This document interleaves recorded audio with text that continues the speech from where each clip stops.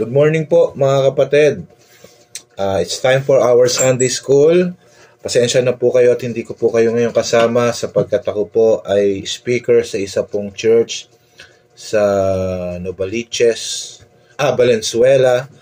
Pero mapagpala po naman ang ating po narinig na preaching. Amen? At alam ko po na kayo po ay patuloy na nagnanais na matuto patungkol po sa ating salita po ng Panginoon. At bilang pagpapatuloy po sa ating Sunday School, tayo po ay muna ay manalangin mga kapatid para po sa ating mga Sunday School. I hope na lahat po ay nakikinig at interesado po sa doctrine of Jesus Christ. Okay, tayo po ay manalangin. Dakila po namin Diyos. Salamat po sa ipinagkaloob mo sa amin na time upang kami po ay makapagturo ng Sunday School. Salamat Panginoon sa mga kapatiran na ito na tapat po na umaaten sa church at nagpapatuloy Panginoon. Ikaw po nawa ang patuloy na humawak sa amin hanggang sa katapusan po dito ng taon. At alam po namin na meron ka pong plano Panginoon pagbalik po namin ng Crystal East. At ikaw po, Panginoon, magbigay sa amin ng mga kaluluwa na siya po namin i-harvest para sa inyo. Maraming salamat po. Pagpalain niyo po ang aming Sunday School. Matamis sa pangalan ni Jesus. Amen. Okay, so bumako po tayo mga kapatid dito po sa Doctrine of Jesus Christ. Number 9, The Earthly Ministry of Jesus Christ. Sige po, kunin niyo ang inyong mga kopya. The Earthly Ministry of Jesus Christ. Letter A, it has been rightly said that the first three gospel accounts, Matthew, Mark, Luke, offer the presentation of Christ's earthly ministry, while the fourth account, John, give us the interpretation of that life. So sinasabi po rito mga kapatid na yung pong buhay ng ating Panginoon nung siya ay narito po sa mundo ay mababasa po natin sa three gospel, sa unang three gospel. At yung pong John, yun po ang nagre-representa or nag-i-interpret ng mga buhay na ito. At alam niyo po, kung titingnan natin ay parang saglit lamang yung ibinigay na buhay ng Panginoon dito sa mundo. Ano? Kung mababasa natin sa Bible, ang makikita lang natin doon, and he grew up with the favor of God and of men. No, siya ang Panginoong Hesus ay lumaki po. Biruin niyo, siya ay naging 30 years old nang nagsimula po siya sa ministry. No, siya po ay inumpisahan niya na yung kanyang ministeryo dito sa lupa. So makikita po natin na ang Panginoon lumaking katulad ng natin, ng isang tao. Ano po? So, letter B, the following is but a brief outline of the most important events in his life. Yan. Makikita naman natin dito yung kanyang paglaki. Number 1, his birth, his circumcision, the trip to Egypt, diba? Early life in Nazareth, the visit to temple. So, pag binasa niyo po yan po yung mga tawag dito, yung mga parang istorya ng ating Panginoong Hesus. Maganda po mabasa niyo yan mga kapatid hanggang sa kanyang pag-akyat in his ascension sa langit. Ano po? So kayo na lang po magbasa ng yung mga istorya ng kanyang ministeryo simula po dun sa the choosing of the 12. Yan. Matthew 10:2-4, I think dyan po siya nag-start ng kanyang church at during his early ministry, no? So dako po tayo sa character of Jesus Christ. Ano ba yung kanyang mga character? What kind of man was our Lord? What were some of his characteristics? So ano po ba yung kanyang mga katangian? No? John 2:17, letter A, his seal forced him to remain behind in Jerusalem as a boy. His zeal led him to become the first circuit preacher. Yan. Walang ibang street preacher kundi ang ating Panginoong Hesus. Siyang kauna-unahang street preacher. Number 3, his zeal caused his friends to think him mad. Yung kanyang pagiging tawag dito masipag or kanyang dedikasyon ay minsan nag-iisip sa kanyang mga kaibigan na siya po ay nahihibang, tulad dito sa sinabi po rito, and when his friends heard of it, they went out to lay hold on him, for they said, he is beside him. The words he is beside him may be paraphrased, he has gone crazy over religion. So makikita po natin dito yung zealousness ng ating Panginoong Hesus. Alam niyo mga kaibigan at mga kapatid, dapat po ito rin yung zealousness na makita sa ating mga Kristiyano. Na yes, kahit na tayo ay sabihan na tayo po ay parang nasisiraan ng bait dahil sa pagbabasa ng Bible or dahil sa pag-attend natin sa church, wag po kayong matakot sapagkat ganun din po ang ipinangalan sa ating Panginoong Hesus. Ano po? Number 4, his zeal prompted him to risk his life in purifying the temple. Sa sobrang sidhi ng kanya pong dedikasyon sa gawain po ng Panginoon, di ba nagalit siya doon sa temple? Makikita po natin sa John 2:15-17. Number 5, his zeal gave him no rest until he accomplished his mission. Napakaganda po ito na karakteristik ng isang Kristiyano na hindi ka titigil hanggat hindi natatapos ang gawain mo sa Panginoon. May mga Kristiyano na nung tumanda na sa church, ang parang katwiran nila, ay matanda na kami, kayo namang mga kabataan ang magministeryo. Hindi po. Ang ating Panginoong Hesus ay bagamat siya ay pagod na, bagamat siya ay marami na nagawa, hindi po siya nahapo. Bagkos ang kanyang patuloy na ginagawa, hinahanap yung ministeryo ng Diyos. Mga Kristiyano, dapat po ganun din tayo. Habang tumatanda tayo, dapat tayo ay nagmamature, dapat lalo tayo nagiging gutom sa gawain po ng Panginoon. Amen? Hindi yung kung kailan ka tumanda tsaka ka huminto sa paglilingkod sa Panginoon, wala kang ginagawang ministeryo sa church, hindi ka tumutulong sa mga gawain sa church. Ang Panginoong Hesus po ay yung kanyang sidhi ng kanyang pagnanais sa ministeryo ay hanggang sa ma-accomplish yung kanyang mission. Letter B, his compassion. Yung kanyang compassion upon the shepherdless multitudes. So makikita po natin dito yung awa or yung habag sa mga ligaw na tupa. Napakaganda po mga characteristics niya na dapat pong makuha ng isang Kristiyano. Dapat po tayo din po ay merong compassion sa mga unsaved, sa mga shepherdless. Compassion upon the sick multitudes. Patuloy po natin ipanalangin. Kung meron po pagkakataon, meron kayong kakilala, it's about time na gamitin niyo yung sakit niya para ma-introduce niyo yung gospel. Diba? Ang Panginoong Hesus po, katulad sa Matthew 14:14, ang sabi doon, and Jesus went forth and saw a great multitude, diba? And was moved with compassion toward them, and He healed their sick. Hindi nga lang po tayo nagpapagaling, pero tayo po ay nananalangin sa kaisa-isang nagpapagaling. Walang iba kundi ang ating Panginoong Hesus. Number 3, upon the hungry multitude, sa mga gutom. Then Jesus called his disciples unto him and said, I have compassion on the multitude, because they continue with me now 3 days and have nothing to eat. And I will not send them away fasting, lest they faint in the way. Makikita po natin na yung pangangailangan ng tao, maano ang Panginoong Hesus, hindi siya maramot, tapos siya ay alam niya yung pangangailangan ng tao.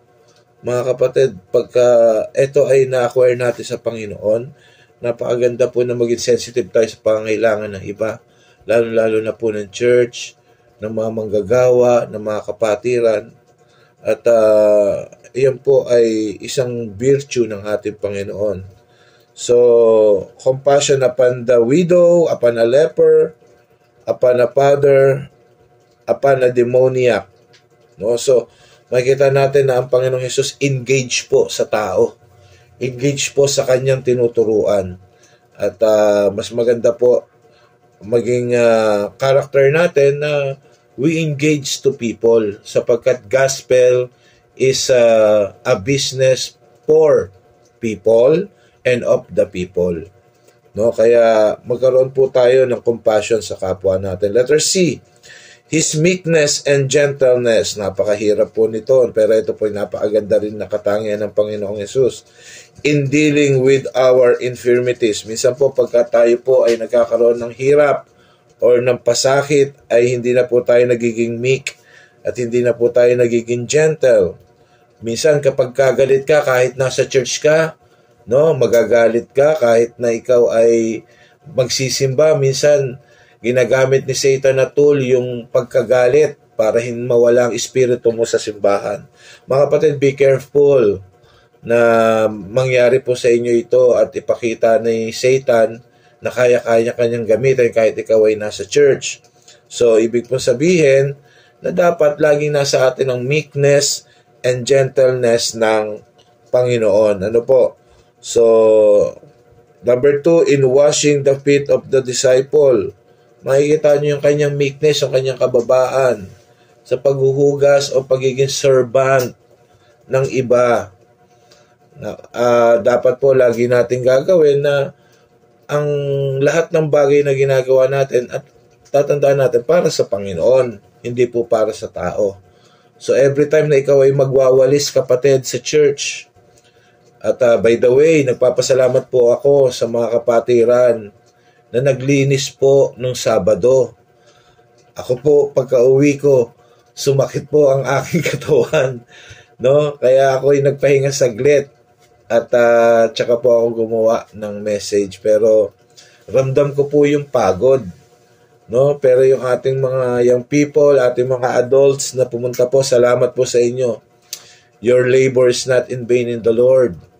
At diyan po nagpapakita na kahit saan po ang church, tayo po ay handang maglingkod sa Diyos. No? Yung pong number 3, in His own works. Sabi niya sa Matthew 11:28-30, Come unto me all ye that labor and are heavy laden.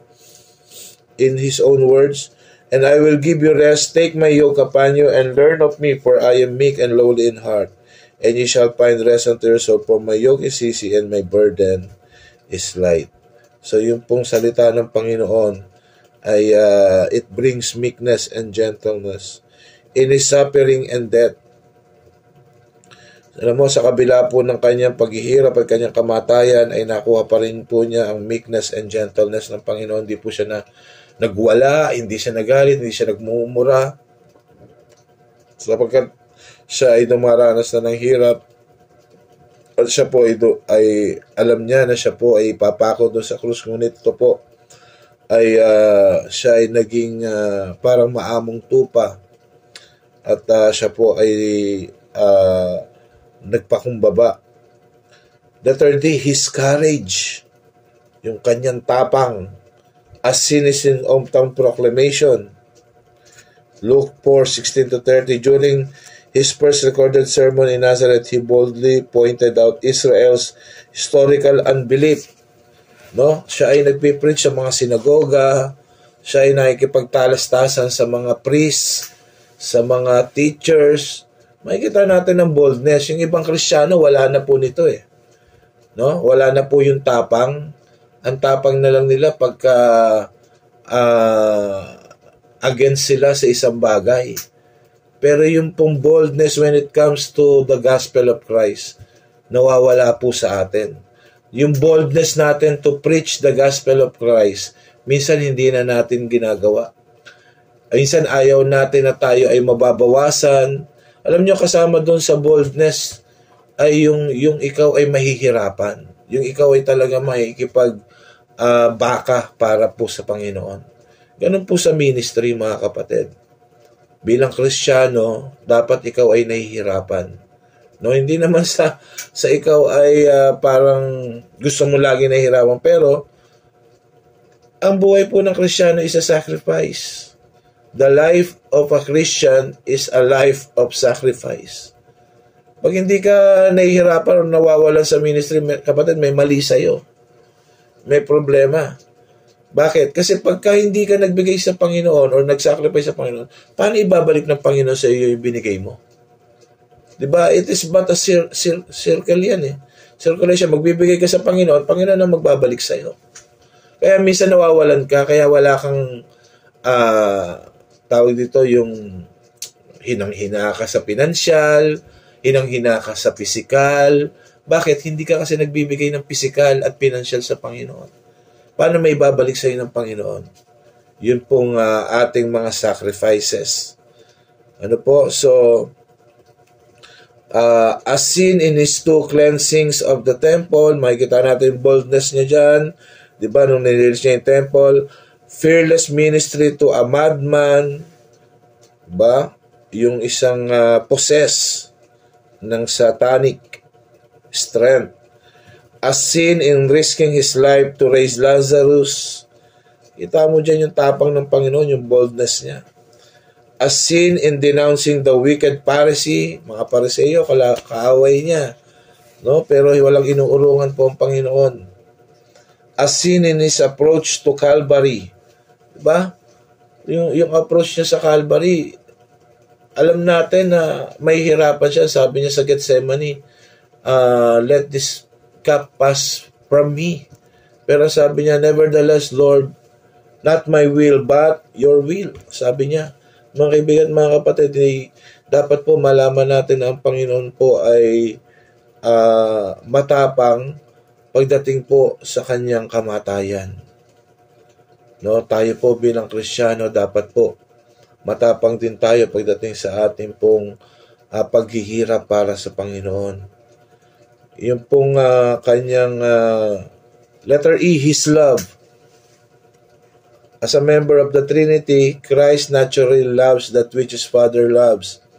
However, while He was on earth, He especially loved, number one, His Father.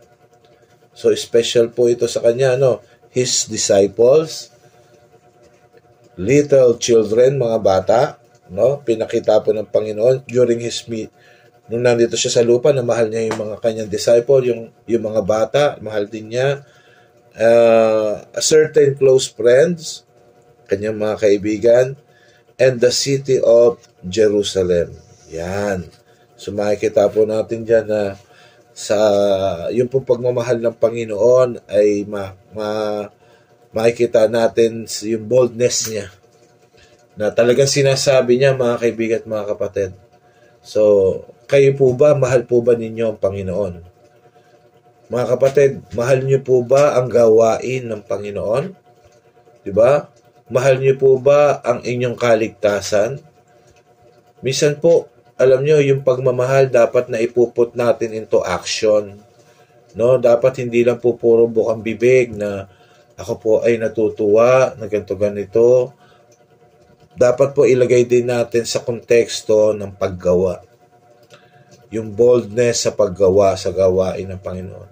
You cannot say that you love God, pero hindi ka gumagawa sa kanyang ubasan. No? Kapag may ministry, hindi ka naman nagpupunta. Kapag merong gawain, hindi ka naman nagpupunta. You cannot say that you love the Lord. You cannot say that you love the church. Kapag meron po tayong mga nakatakdang gawain na hindi ka naman nagpupunta. Ano po? Dapat be bold sa iyo pong pagmamahal sa Diyos. Ipakita mo, kapatid, ang pagmamahal mo sa Diyos. Through what? Through giving. Giving of your time.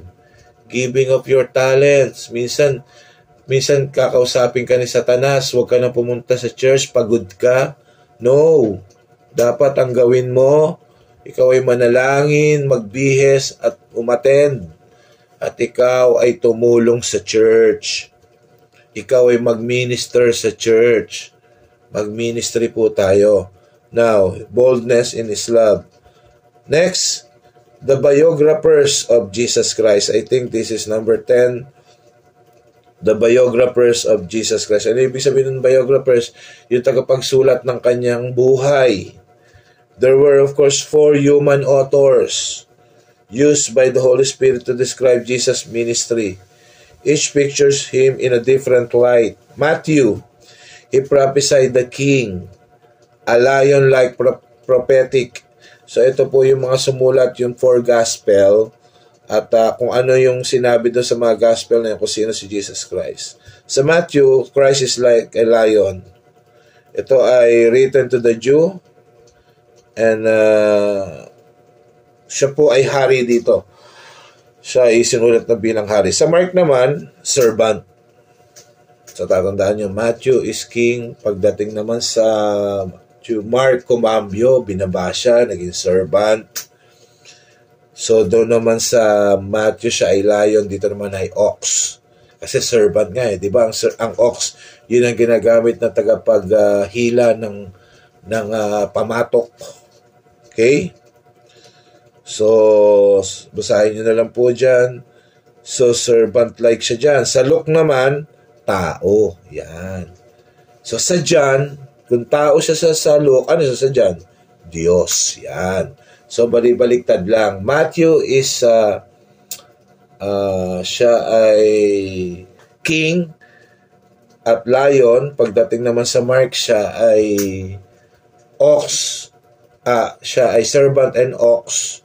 Pagdating naman sa Luke, siya ay tao, diba?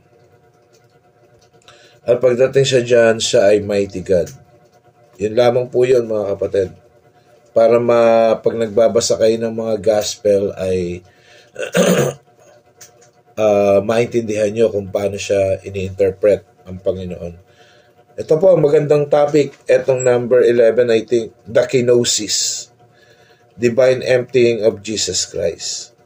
Perhaps the most profound theological passage in the entire Bible is found in Philippians chapter 2, verse 5 to 11. Let this mind be in you, which was also in Christ Jesus, who being in the form of God thought it not robbery to be equal with God, but made himself of no reputation, diba? And took upon him the form of a servant, and was made in the likeness of men. And being found in the passion as a man, he humbled himself and became obedient unto death, even the death of the cross. Wherefore God also had highly exalted him and given him a name which is above every name, that at the name of Jesus every knee should bow, of things in heaven and things in earth and things under the earth, and that every tongue should confess that Jesus Christ is Lord. Ito po yung nagkatawan tao ang Panginoon. Kenosis is the Greek word here in Philippians 2:7. Ang kenosis po ay two combined word in Greek which means to empty, no? To empty of oneself. Kenosis, to empty of oneself. Ibig sabihin niya ay he veiled himself. Ibig sabihin, yung kanyang pagka-Diyos ay kanyang inisantabi. Hindi po hinubad. No? Kasi ang term dyan, hinubad eh. Hindi po nahuhubad. Kasi pag hinubad mo, wala na sa'yo. Okay? Nagigets nyo ba? So, theologically, no, in-empty niya, ibig sabihin, sinet aside. Hindi hinubad. Kasi pag hinubad, ibig sabihin, hindi na siya Diyos. No? Ang Panginoon po, during His time, He's been a truly God and truly man. Okay? So, tatandaan po natin na He left heaven's glory, no? When you say set aside or empty Himself, inano niya, yung tawag dito, yung parang hindi niya ginamit or parang set aside. Meron pa isang Tagalog term pero parang hindi niya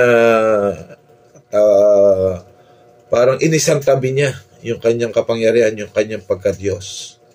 Okay? So, ibig ba sabihin nun, hindi na Diyos si Kristo? No. Siya po ay truly God and truly man. Letter B, He made Himself of no reputation. Sa langit po, ginagalang siya. Pagdating sa lupa, hindi siya kinagalang.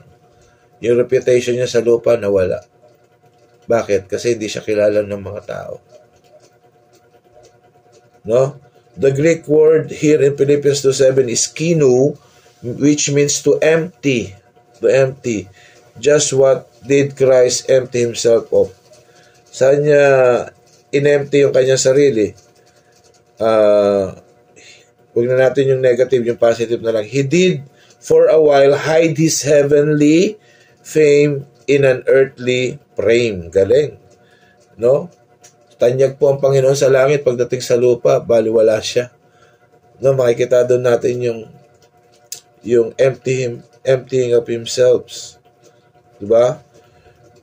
There is a common false view of the kenosis which teaches that he emptied himself of his relative attributes, omniscience, omnipotence, omnipresence. Yan po, mali po iyan. Never po nawala ang pagka-Diyos ng ating Panginoong Hesus. Letter A, he abstained from his omnipresence for a period. No? Minsan po, ang Panginoong Hesus ay yung kanyang nature na pagkatao, yun yung kanyang ginagamit. No? So for a while, yung kanyang omnipresence for a period ay ina-abstain niya. Then said Jesus unto them plainly, Lazarus is dead, and I am glad for your sakes that I was not there, to the intent ye may believe. Nevertheless, let us go unto him. So yung omnipresence ng Panginoon ay inabstain niya muna. Hindi siya pwedeng nasa isang lugar at the same time. Kaya doon kay Lazarus wala siya no? Kasi bakit? Kasi kailangan malaman, kailangan niyang limitahan yung kanyang kapangyarihan para yung mga tao hindi naman manampalataya lang sa kanyang kapangyarihan, kundi doon sa kanyang salita na sinasabi. Letter B, he abstained from his omniscience for a period. And Jesus said, who touched me? When all denied, Peter and they that were with him said, Master, the multitude thronged thee and pressed thee, and sayest thou, who touched me? And Jesus said, somebody has touched me, for I perceive that virtue is gone out of me. So makikita natin dito na hinahanap ng Panginoon kung sino yung humawak sa kanya. He abstained from his omnipotence for a period. Hindi siya basta-basta gumagawa ng lahat ng bagay na kaya niyang gawin. No? Dito mababasa natin sa John 5:9 and 20. Then answered Jesus and said unto them, Verily, verily, I say unto you, the Son can do nothing of himself, but what is it the Father do? For what things soever he doeth, this also doeth the Son likewise. For the Father loveth the Son, and showeth him all things that himself doeth, and he will show him greater works than this, that ye may marvel. So lahat po nung binail ng Panginoon or inisatabi niya yung kapangyarihan niya, omnipresence, omnipotence, and omniscient. Letter C, he was made in the likeness of men. Siya na katawan tao, mga kapatid Excuse me po.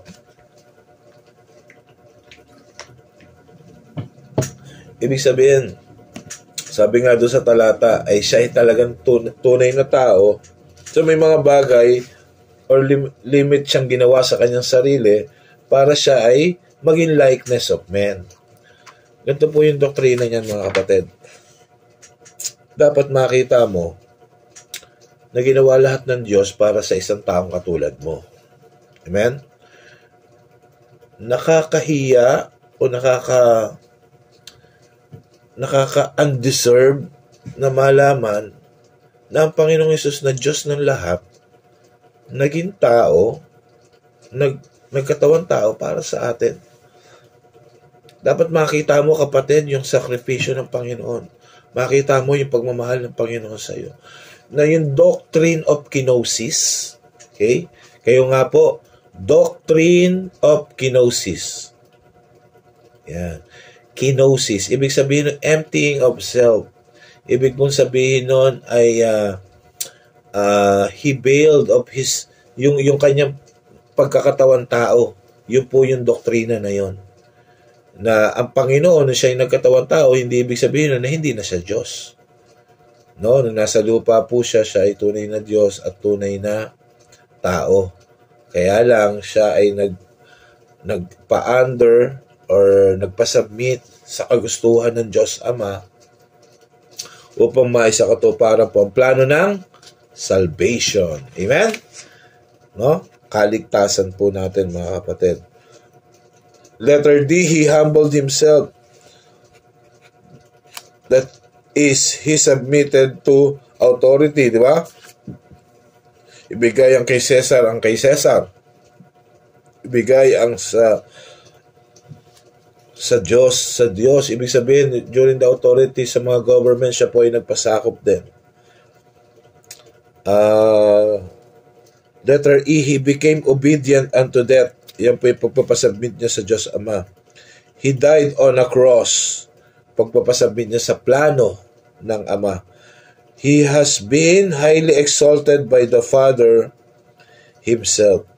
So makikita po natin na ang Diyos Ama in-exalt po ang ating Panginoong Hesus.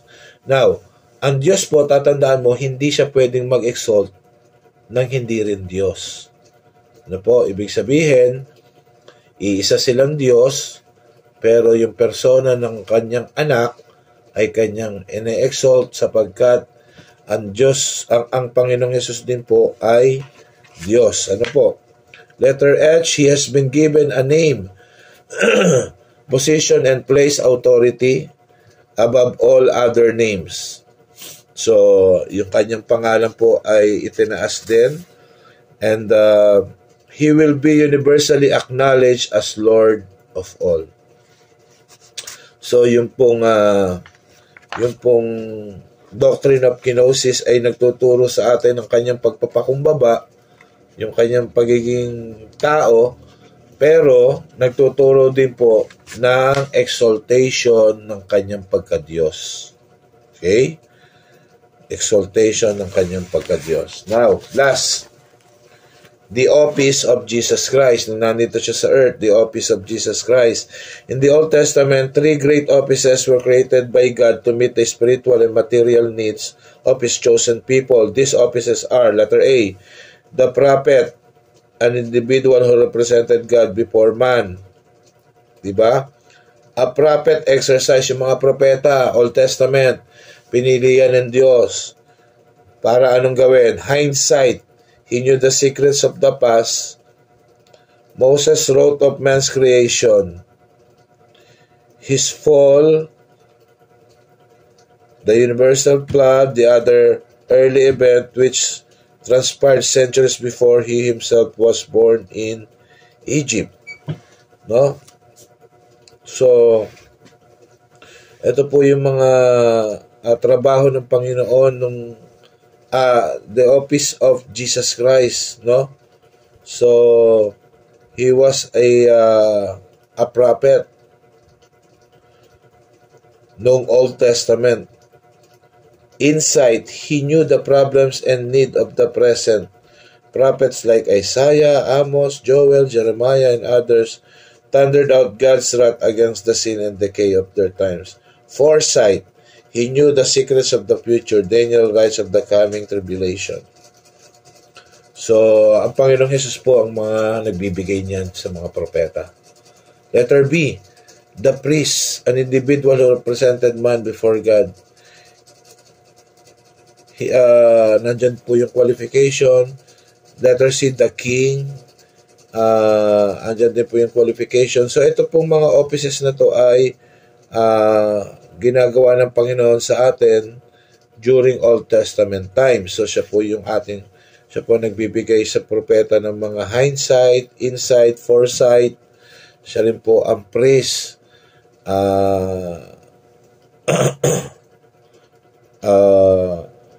Siya rin po ang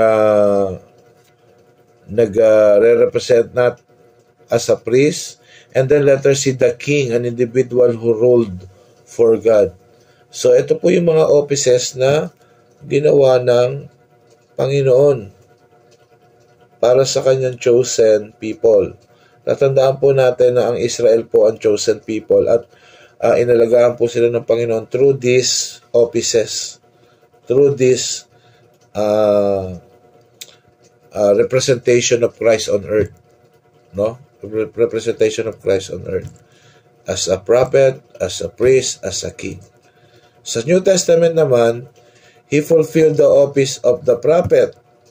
He fulfills the office of the priest. No? So lahat po yan ay, alam nyo, tatandaan nyo, ang Old Testament is a foreshadow of the New Testament. Ibig sabihin, may mga bagay sa Old Testament na magiging katunayan or patunay pagdating po ng New Testament. Tulad niyan, yung palang prophet, pagdating ni Jesus Christ dito, siya pala ay prophet. Yung palang priest, pagdating dito, siya ang ating high priest.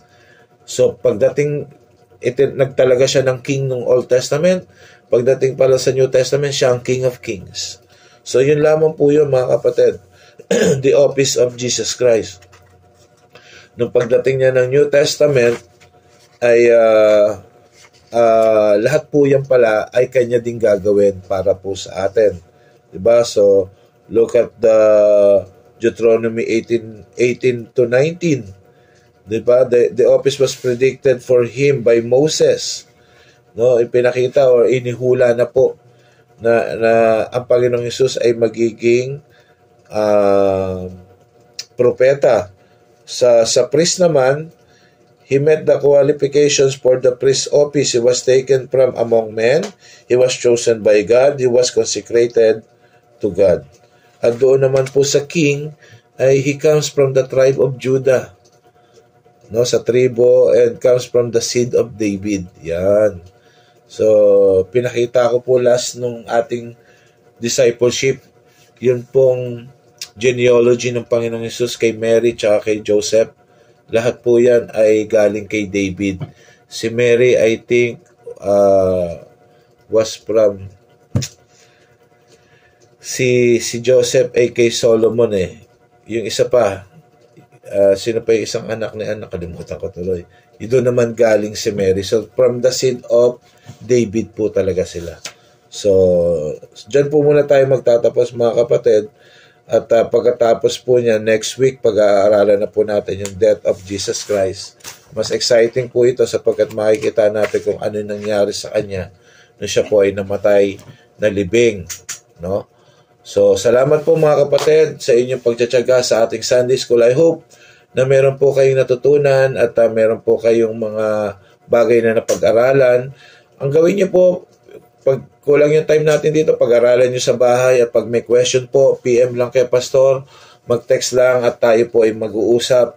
Maganda po na ang doktrina po natin ay alam po natin inside and out. Okay? So, pagpalay po kayo ng Panginoon, mga kapatid. Let us pray. Dakila po namin Diyos. Salamat po sa ibinigay mo sa amin time para sa aming Sunday School. Kayo pong patuloy na humawak sa aming mga kapatiran, sa pagtuturo at sa knowledge, Panginoon, patungkol po sa iyo. Maraming salamat po. Ang lahat pong ito'y dalangin ko sa pangalan ni Jesus. Amen. Salamat po. Paalam mga kapatid. God bless you.